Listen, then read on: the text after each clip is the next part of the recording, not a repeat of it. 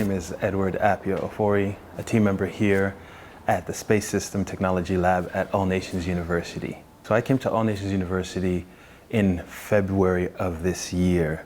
As you know, there was a pandemic. Many learning institutions had transitioned to online learning, and that's where I was brought in to help facilitate that process. With the new normal, a lot of new initiatives were brought in to help facilitate the learning experience that had temporarily transitioned away from the traditional classroom setting, and so I was brought on here at All Nations University. So the transition to an online learning environment here at All Nations has definitely, number one, been a transition. Absolutely, there is a practical element of learning in all learning environments. I personally believe the most effective way to learn is to get your hands dirty, get into the concepts and the things that you're learning. In the beginning, it definitely was a transition. A lot of times, I will say, especially in Africa, as compared to other nations, the infrastructure for online learning, that is external or basic infrastructure, sometimes can be lacking. And so when you have people that are quite a ways away distance-wise, where there isn't internet infrastructure or access to data and things of that nature, it can be a challenge. However, I think we've been able to onboard very quickly, given the time, and keep students abreast and engaged. So it's been pretty good. We haven't stopped what we've done, and there's been a lot of innovations like the Virtual Industries Tour that help provide an alternative, right? So rather than have students away from the classroom, we bring the classroom to students, so learning can always continue.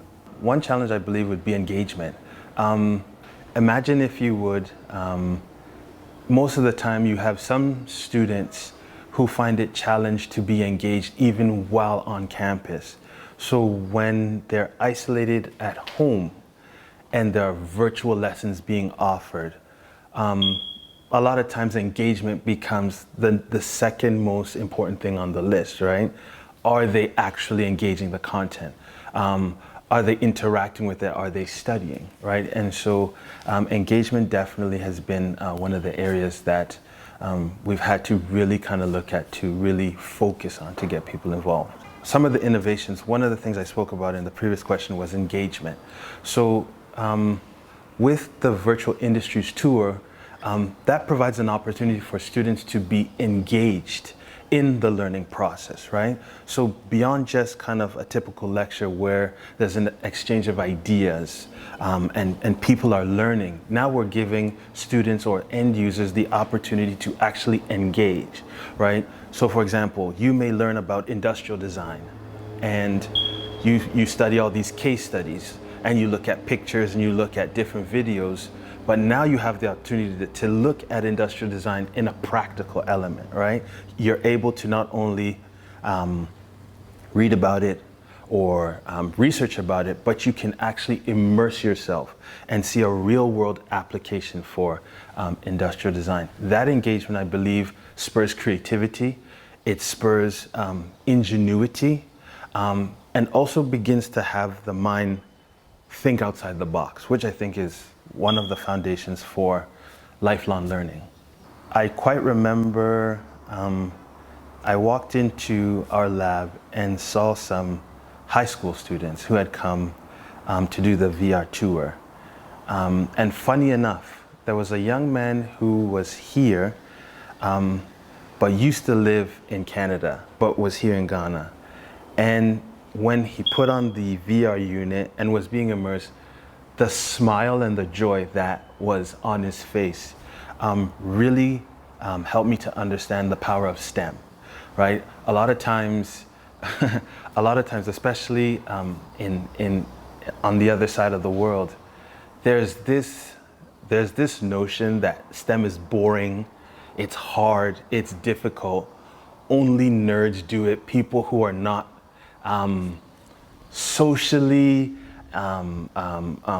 relevant. That's for the people who live in a box and that's what they do, right? But when you think about STEM powers everything that's around us. And so that excitement that I saw that young man display really kind of put into perspective, wow, this could probably be the next Steve Jobs, the next Elon Musk, because now the notion that, you know, like STEM is boring, it's like, man, this is awesome. This is cool. And that kind of creativity or that spirit of ingenuity is now what spurs or drives the passion to study. So now it's just not, I'm studying physics. It's, I'm studying physics and there's a real world application, you know. And I believe there's a generation of young Ghanaians who have that passion. And I'm excited to see what it will be in the next 20 years, where it will go, whereby innovation won't just come from Silicon Valley, but it will come from Accra, right? Like the Google Hub that's being built there, or some of our other areas in Ghana where world-class innovations will be built right here. Yeah, definitely. Africa is home.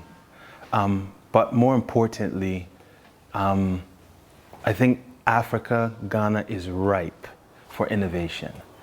We are more than capable of solving the world's problems, not just our own.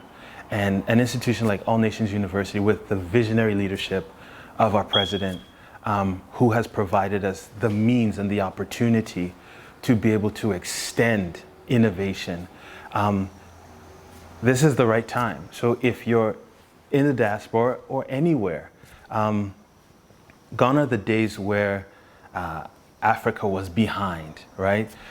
We are cutting edge and leading the world. So this is an invitation for you to also come to join us, to partner with us as we lead the next frontier in innovation across all areas, not just STEM. Because I deal with STEM, that's what my passion is, but all areas, I believe that is where we're at and where we're going.